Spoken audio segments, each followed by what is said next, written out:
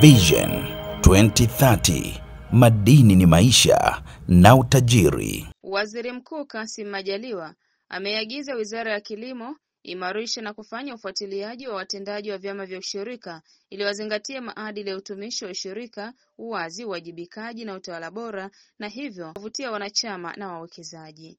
Pia Mheshimiwa Majaliwa ameagiza Wizara ya Kilimo pamoja na Tume ya Maendeleo ya Ushirika iharakishe na kusimamia kikamilifu utekelezaji wa mikakati yote iliyopitishwa, hususan katika maeneo ya teknolojia ya kilimo, upatikanaji wa pembejeo na masoko ya mazao.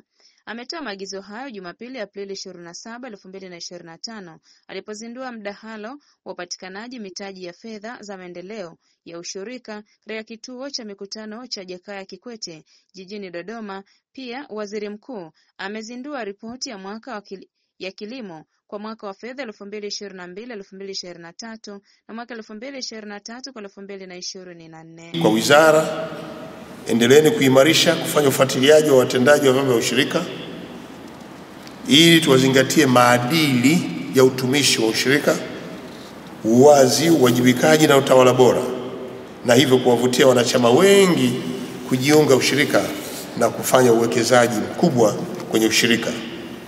Wizara ya Kilimo pamoja na Tume ya Maendeleo ya Ushirika, nyie hakikisheni utekelezaji wa mikakati yote iliyopitishwa, hususan katika maeneo ya teknolojia ya kilimo, lakini pia upatikanaji wa pembejeo na masoko yake vinaimarishwa kikamilifu.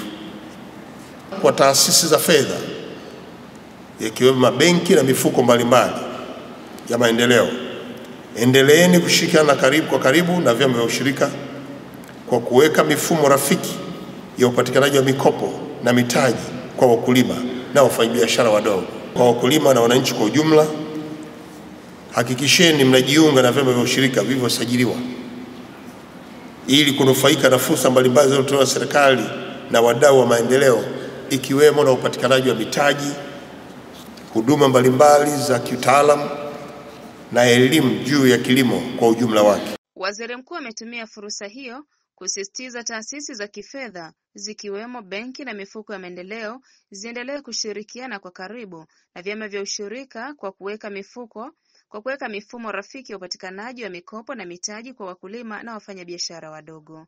Mheshimiwa Majaliwa amewataka wakulima na wananchi kwa ujumla wahakikishe wanajiunga na vyama vya ushirika vilivyosajiliwa ili waweze kunufaika na fursa mbalimbali zinazotolewa na serikali na wadau wa maendeleo. Amesema wadau wote wa maendeleo waendelee kushirikiana na serikali katika kutoa rasilimali, utaalamu na ubunifu unaohitajika katika kuendeleza sekta hii muhimu.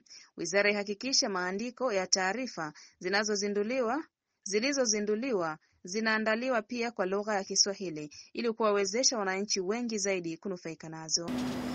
Sekta ya ushirika nchini inaendelea kuimarika kwa kasi hivi sasa, ikiwa ni muhimili muhimu wa maendeleo ya kiuchumi na kijamii, hasa kwa wakulima wetu wadogo walioko kwenye maeneo tulimo.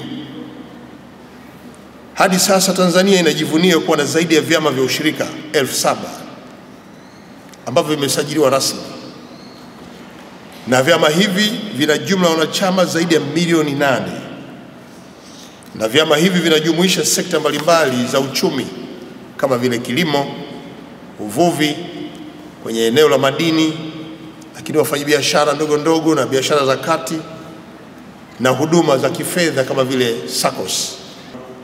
Nataka niwaendelee kuwajulisha tu kwamba mafanikio haya tuliyoyapata kufikia leo ni kielelezo cha dhamira ya serikali katika kuimarisha na kuendeleza sekta ya ushirika kama chombo cha uchumi shirikishi na jumuishi kwa jamii yetu.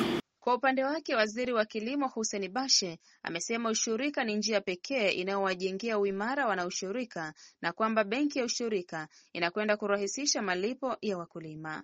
Amesema benki ya ushirika ina mtaji wa zaidi ya shilingi milioni 50 na itakuwa na mawakala zaidi ya 50 nchini. Mheshimiwa Waziri Mkuu, turnover ya ushirika, nataka tunitoe mifano miaka miwili. Msimu wa 23-24 vyama vikuu vya ushirika vimeweza kuaggregate na kuuza mazao yenye thamani kilo milioni 1.6 yenye thamani ya trilioni 1.9. 24-25 mazao yaliyouzwa kupitia mfumo wa ushirika na stakabadhi ya ghala na warehouse receipt na TMX yamefika kilo milioni 2.2, tani milioni 2.2 yenye thamani ya trilioni 4.2. Mheshimiwa Waziri Mkuu, soko hili la kidunia ni la kibepari. Ni mfumo wa wenye mabavu ndiye anaweza kula keki. Njia pekee ya kuwafanya wakulima wadogo ni kuhakikisha tunajenga ushirika imara ambao utawapa fursa ya kubagain sokoni na vile kutrade. Awali, mwenyekiti wa bodi ya kamisheni ya tume ya vyama vya ushirika Abdul Majid Nsekela amesema benki ya ushirika itaendeshwa kisasa zaidi na itakuwa na ushindani na kutoa taswira ya ushirika wenye tija. Hao ndio kamisheni wa tume ya ushirika. Baada ya maneno yako Mheshimiwa rasmi, tulitafakari kama kamisheni, tukasema katika uongozi wetu wa ushirika tuna mambo machache ya kuuliza. Na swali letu moja, na falsafa hii ni maneno ya Mheshimiwa Waziri, lakini maneno ya Mheshimiwa Rais kwamba ushirika lazima ujiendeshe kibiashara. Lazima ujiendeshe kibiashara. Sisi tunapokuwa hapa tunafarijika. Lakini tulisema jambo hili litakamilika tu, litawezekana mambo machache yakifanyika. Moja, kujenga uwezo vyama, kujengea uwezo vyama vya ushirika katika kujiendesha kwa weledi na kujiendesha kisasa. Jambo la pili, kufanya ushirika utafakari biashara na uwe na mawazo ya biashara, kuondoka kwenye mtazamo wa zamani. Tatu, kutambua mali walionazo kwamba ni rasilimali za kuwekeza zaidi. Nne, kutambua fursa zilizopo ili waweze kuwekeza kwa ziada walionayo. Na tano, vile kuangalia jinsi gani wanaweza kufanya ushirika ukawa ni chachu ya kufanya shughuli zao zikawa bora na upande wa mazao, mbolea na